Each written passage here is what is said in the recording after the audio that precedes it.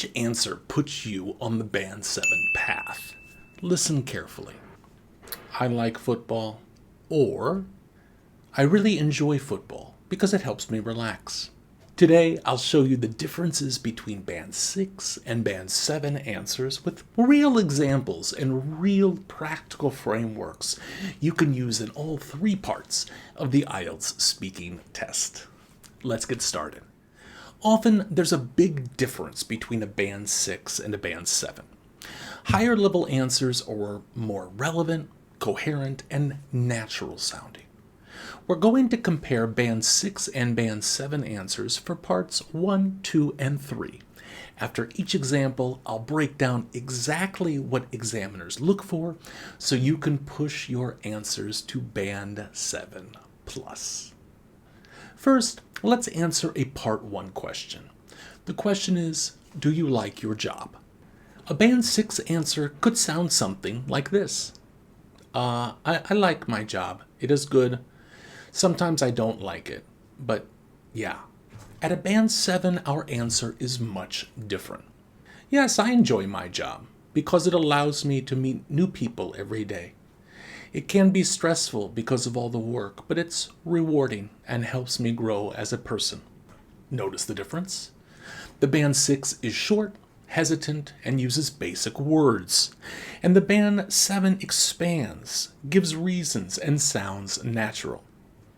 It's built using my 3S+1 framework. State your answer, support it with details, supply an example, and speak naturally. Now, let's move on to a Part 2 response. I've shortened both answers, but remember, in the exam you want to speak for the full 2 minutes to hit a higher band score. Our cue card says, describe a person who inspires you. The structure of a Band 6 answer is simplistic and hard to build on. It will lead to unconnected details and incoherent language.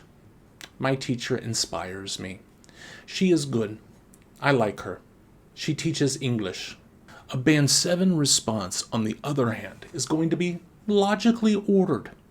This will allow you to build on it more easily if you need to expand to reach your 2-minute goal. Someone who really inspires me is my high school English teacher. She was always enthusiastic and encouraged us to speak, even when we made mistakes. For example, she once created a debate club that helped me become more confident.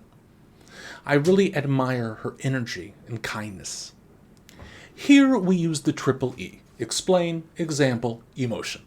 It's my favorite way to answer Part 2, because if you need to speak more, you can always go back to add another example or another emotion.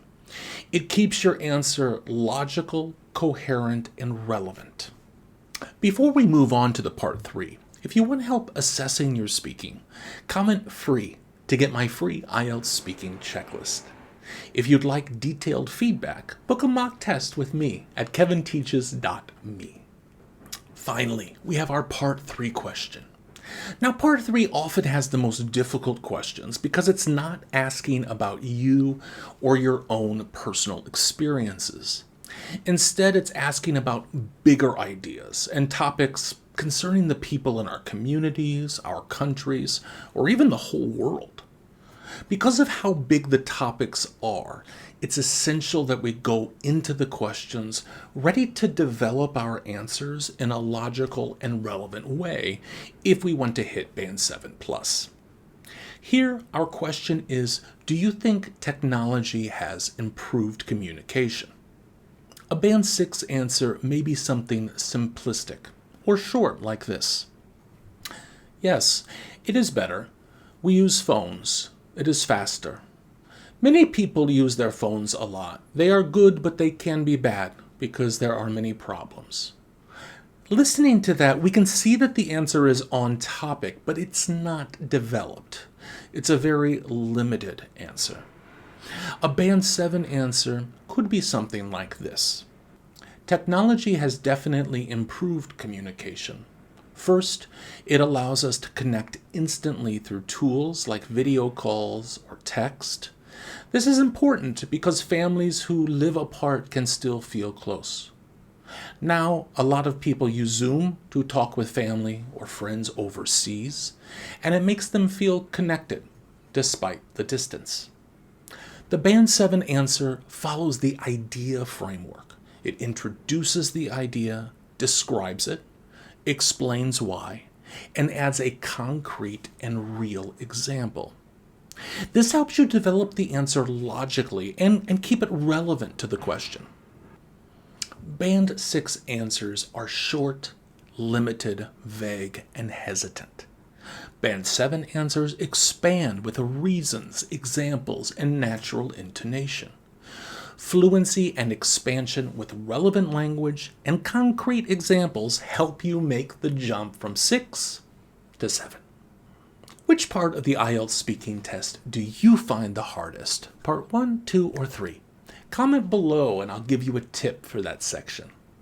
If you found value in this video, don't forget to like and subscribe and share it with a friend. Also, connect with me on Facebook, where we're building a community of students preparing to ace their IELTS speaking test.